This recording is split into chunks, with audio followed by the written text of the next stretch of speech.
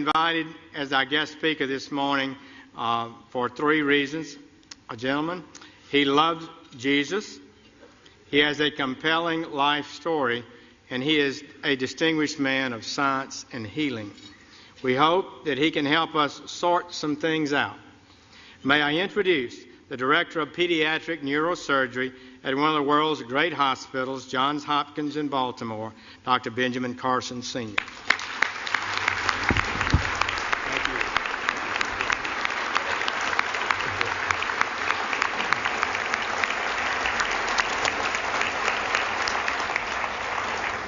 Thank you so much, Mr. President, Mr. Vice President, Mrs. Obama, distinguished guests, which includes everybody. Thank you so much for this wonderful honor to be at the stage again. I was here 16 years ago, and the fact that they've invited me back means that I didn't offend too many people. So that was great. I want to start by reading 4 texts, which will put into context what I'm going to say. Proverbs 11:9. With his mouth, the godless destroys his neighbor, but through knowledge the righteous escape. Proverbs 11:12. A man who lacks judgment derides his neighbor, but a man of understanding holds his tongue. Proverbs 11:25. A generous man will prosper.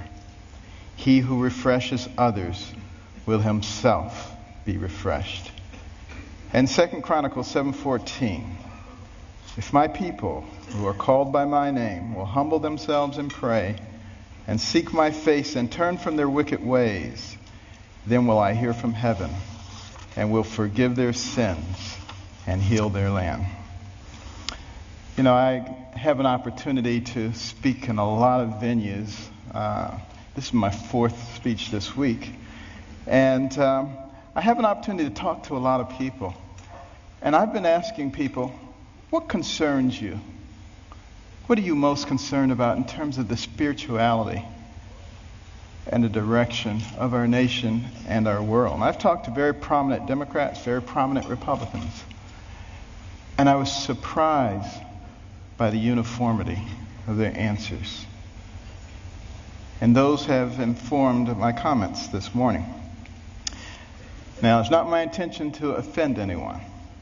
I have discovered, however, in recent years that it's very difficult to speak to a large group of people these days and not offend someone.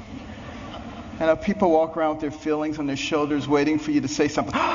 Did you hear that? And they can't hear anything else you say. The PC police are out in force at all times.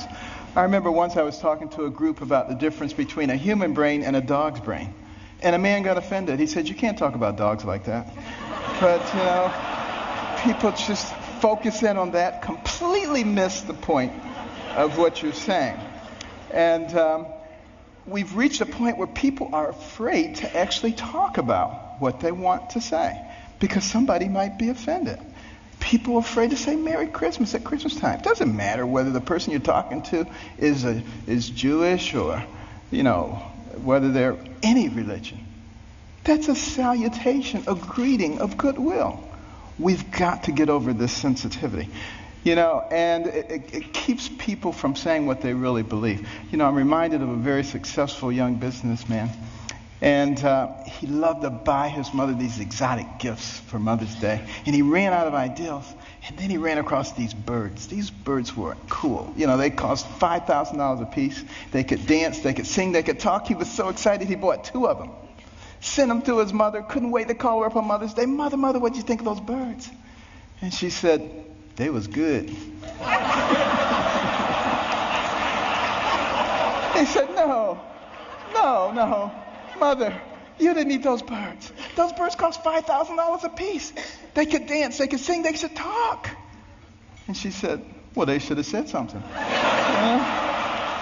And you know, that's where we end up too if we don't speak up for what we believe. And you know what we need to do.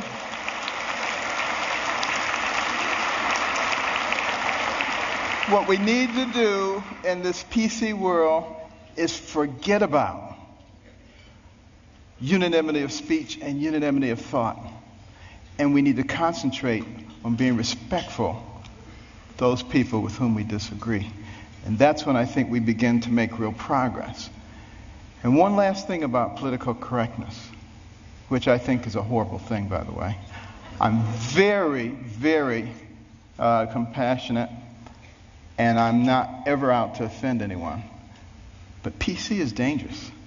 Because you see, this country, one of the founding principles was freedom of thought and freedom of expression. And it muffles people.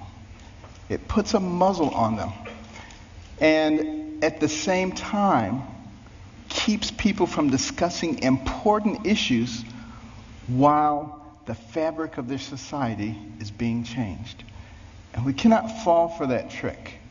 And what we need to do is start talking about things that are important, things that were important in the development of our nation. Well, one of those things was education.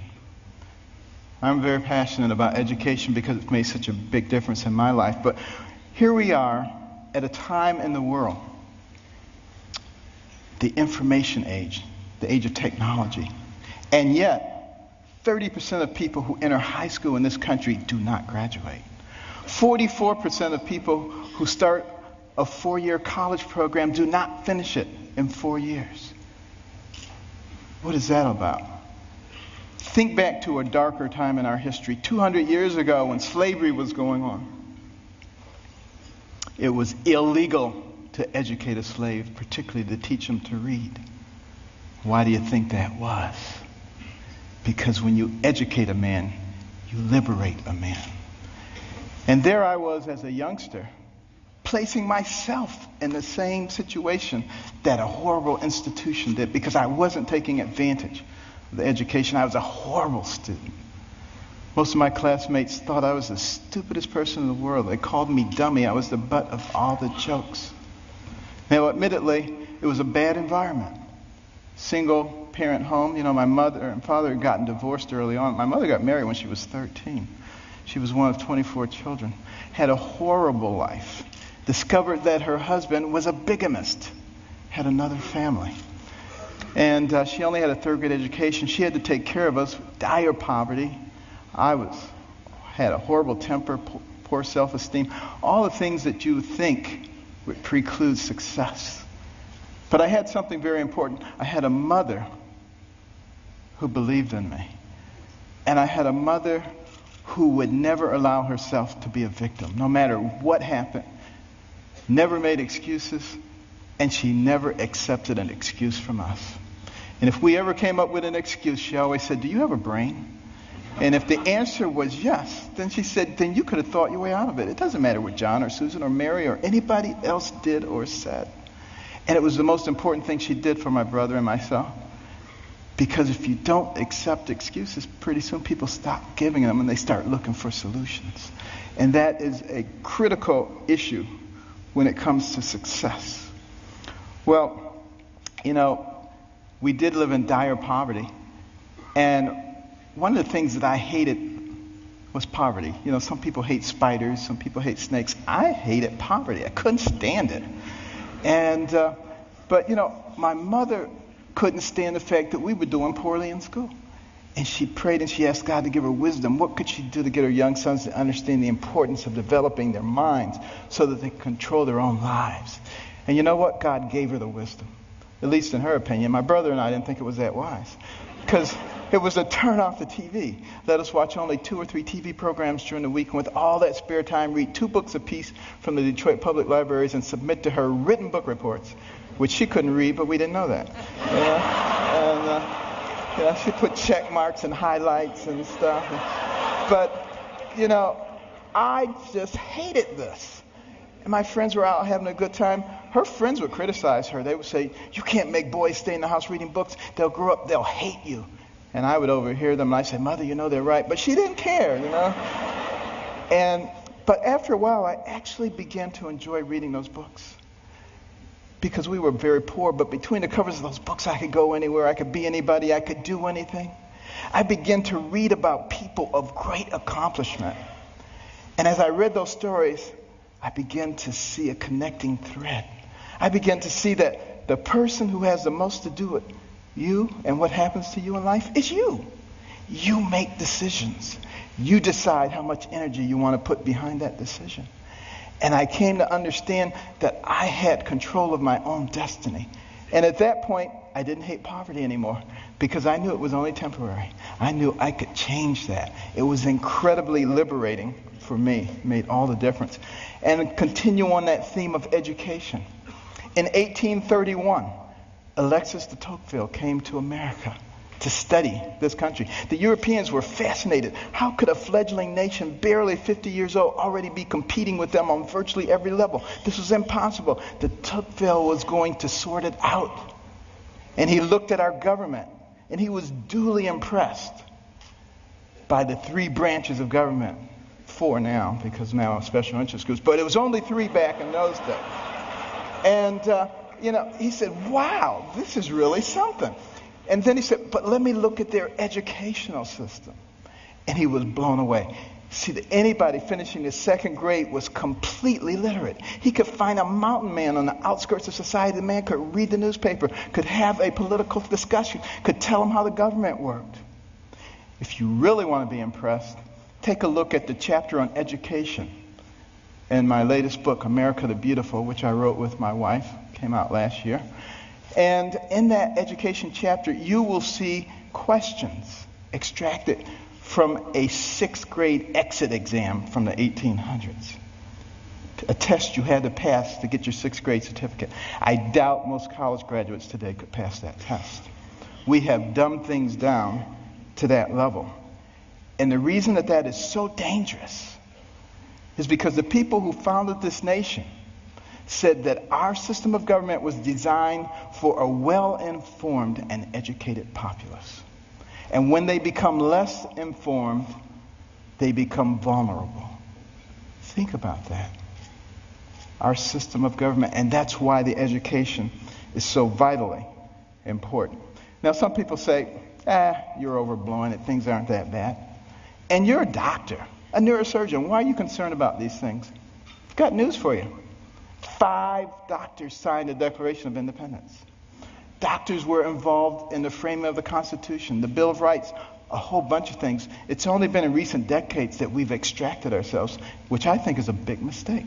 We need doctors and we need scientists, engineers. We need all of those people involved in government, not just lawyers. I don't have anything against lawyers, but, here's the thing about lawyers. And I'm sorry, but I got to be truthful, okay? Got to be truthful. What do lawyers learn in law school? To win. By hook or by crook, you got to win. So you got all these Democrat lawyers and you got all these Republican lawyers, and their side wants to win. We need to get rid of that. What we need to start thinking about is how do we solve problems?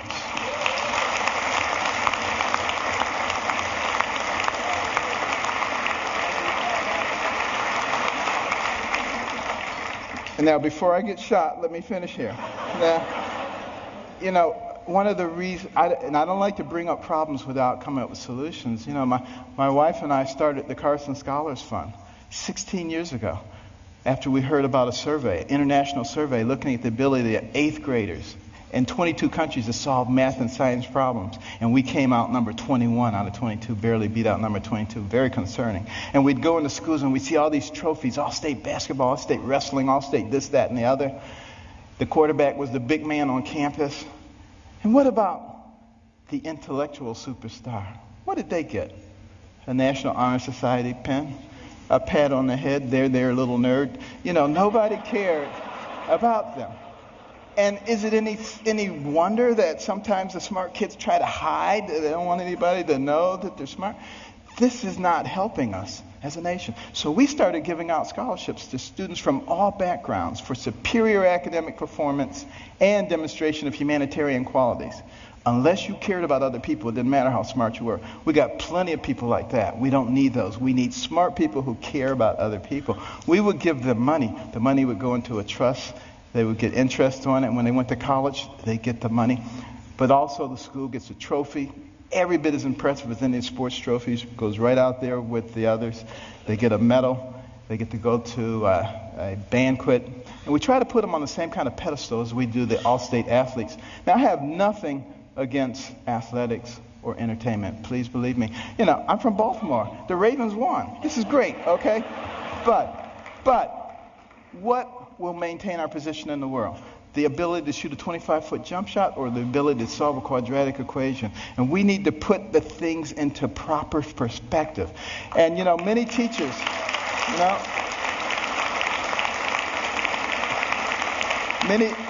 Many teachers have told us when we put a Carson scholar in their classroom, the GPA of the whole class goes up over the next year. And it's been very gratifying. We started 16 years ago with 25 scholarships in Maryland. Now we've given out more than 5,000, and we're in all 50 states. But we also put in reading rooms. These are fascinating places that no little kid could possibly pass up. And they get points for the amount of time they spend in their reading, the number of books that they read, and they can trade them in for prizes. In the beginning, they do it for the prizes, but it doesn't take long before their academic performance begins to improve. And we particularly target Title I schools where kids come from homes with no books and they go to schools with no libraries. Those are the ones who drop out. And we need to truncate that process early on because we can't afford to waste any of those young people.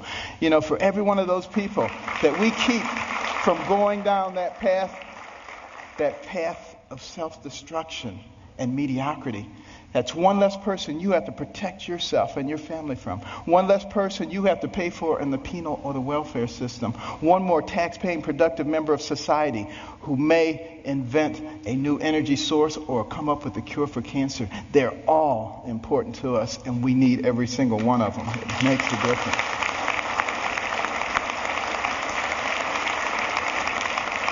And when you go home tonight, please read about it. Carson Scholars Fund. CarsonScholars.org. But why is it so important that we educate our people? Because we don't want to go down the same pathway as many other pinnacle nations who have preceded us. I think particularly about ancient Rome. Very powerful. Nobody could even challenge them militarily. But what happened to them? They destroyed themselves from within. Moral decay. Fiscal irresponsibility. They destroyed themselves. And if you don't think that can happen to America, you get out your books and you start reading. But you know, we can fix it. Why can we fix it? Because we're smart. We have some of the most intellectually gifted people leading our nation. All we need to do is remember what our real responsibilities are so we can solve the problems. I think about these problems all the time. And, you know, my role model was Jesus. And he used parables to help people understand things. And one of our big problems right now, and like I said, I'm not politically correct, so I'm sorry. But, you know, our deficit is a big problem. Think about it. And our national debt, $16.5 trillion. You think that's not a lot of money? Tell you what, count one number per second, which you can't even do because once you get to 1,000, it takes you longer than a second. But one number per second. You know how long it would take you to count the 16 trillion? 507,000 years. More than 500,000 years to get there. We have to deal with this. Here's the parable. A family falls on hard times. Dad loses his job or is demoted, gets part-time work. He has 5 children. He comes to the 5 children. He says, we're going to have to reduce your allowance. Well, they're not happy about it, but he said, except for John and Susan. They're special. They get to keep their allowance. In fact, we may give them more. How do you think that's going to go down? Not too well. Same thing happens. Enough said. What about our taxation system? So complex. There is no one who can possibly comply with every jot and tittle of our tax. If I wanted to get you or you, I could get you on a tax issue. That doesn't make any sense. What we need to do is come up with something that's simple. And when I pick up my Bible, you know what I see? I see the fairest individual in the universe, God, and he's given us a system. It's called tithe. Now, we don't necessarily have to do it 10%, but it's principle. He didn't say, if your crops fail, don't give me any tithes. He didn't say, if you have a bumper crop, give me triple tithes. So there must be something inherently fair about proportionality. You make $10 billion, you put in $1 billion. You make $10, you put in $1. Of course, you got to get rid of the loopholes. But now some people say, well, that's not fair because it doesn't hurt the guy who made $10 billion as much as the guy who made 10. Where does it say you have to hurt the guy? He just put $1 billion in the pot. We don't need to hurt him. It's that kind of thinking. It's that kind of thinking that has resulted in 602 banks in the Cayman Islands. That money needs to be back here, building our infrastructure and creating jobs. And we're smart enough to figure out how to do that. We've already started down the path of solving one of the other big problems, healthcare. We need to have good healthcare for everybody. It's the most important thing that a person can have. Money means nothing, titles means nothing when you don't have your health. But we got to figure out efficient ways to do it. We spend a lot of money on healthcare, twice as much per capita as anybody else in the world, and yet not very efficient. What can we do? Here's my solution.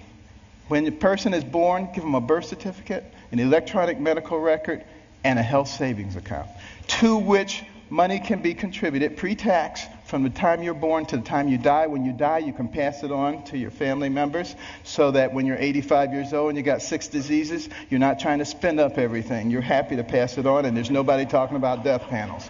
That's number one. And also, for the people who are indigent, who don't have any money, we can make contributions to their HSA each month because we already have this huge pot of money. Instead of sending it to some bureaucracy, let's put it in their HSAs. Now they have some control over their own health care. And what do you think they're going to do? They're going to learn very quickly how to be responsible. When Mr. Jones gets that diabetic foot ulcer, he's not going to the emergency room and blowing a big chunk of it. He's going to go to the clinic. He learns that very quickly. Gets the same treatment. In the emergency room, they send him out. In the clinic, they say, now let's get your diabetes under control so you're not back here in 3 weeks with another problem. That's how we begin to solve these kinds of problems. It's much more complex than that, and I don't have time to go into it all. But we can do all of these things because we're smart people. And let me just begin to close here by another parable. Sea captain, and he's out on the sea near the area where the Titanic went down. And they look ahead, and there's a bright light right there. Another ship, he figures, and he tells his signaler, signal that ship, deviate 10 degrees to the south. Back comes the message, no, you deviate 10 degrees to the north. Well, he's a little bit incensed, He says, send a message, this is Captain Johnson, deviate 10 degrees to the north. Back comes the message, this is Ensign 4th Class Riley. Deviate 10 degrees to the south. Now he's really upset. He says, send him a message. This is a naval destroyer. Back comes the message. This is a lighthouse.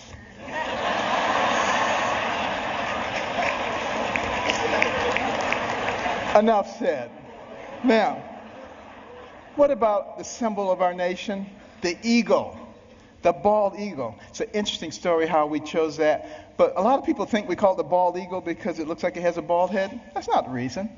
It comes from the Old English word piebald, which means crowned with white. And we just shorten it to bald. Now use that the next time you see somebody who thinks they know everything. You get them on that one. But why is that eagle able to fly high forward?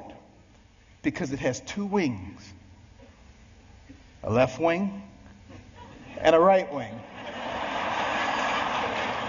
Enough said. And I want to close with this story. 200 years ago, this nation was involved in a war, the War of 1812. The British, who are now our good friends, thought that we were young whippersnappers. It was time for us to become a colony again. They were winning that war, marching up the eastern seaboard, destroying city after city, destroyed Washington, D.C., burned down the White House. Next stop, Baltimore. As they came into the Chesapeake Bay, that armada of ships, warships, as far as the eye could see, it was looking grim. Fort McHenry standing right there. General Armistead, who was in charge of Fort McHenry, had a large American flag commissioned to fly in front of the fort. The admiral in charge of the British fleet was offended. He said, "Take that flag down. You have until dusk to take that flag down. If you don't take it down, we will reduce you to ashes." There was a young amateur poet on board by the name of Francis Scott Key, sent by President Madison to try to obtain the release of an American physician who was being held captive. He overheard the British plans. They were not going to let him off the ship. He mourned as dusk approached. He mourned for his fledgling young nation. And as the sun fell, the bombardment started. Bombs bursting in air, missiles, so much debris. He strained trying to see, was the flag still there? Couldn't see a thing. All night long it continued. At the crack of dawn, he ran out to the banister. He looked, straining his eyes, but all he could see was dust and debris. And then there was a clearing, and he beheld the most beautiful sight he'd ever seen. The torn and tattered stars and stripes still waving. And many historians say that was the turning point in the War of 1812. We went on to win that war and to retain our freedom. And if you'd gone into the grounds of Fort McHenry that day, you would have seen at the base of that flag the bodies of soldiers who took turns propping up that flag. They would not let that flag go down because they believed in what that flag symbolized. And what did it symbolize? One nation under God, indivisible, with liberty and justice for all. Thank you. God bless.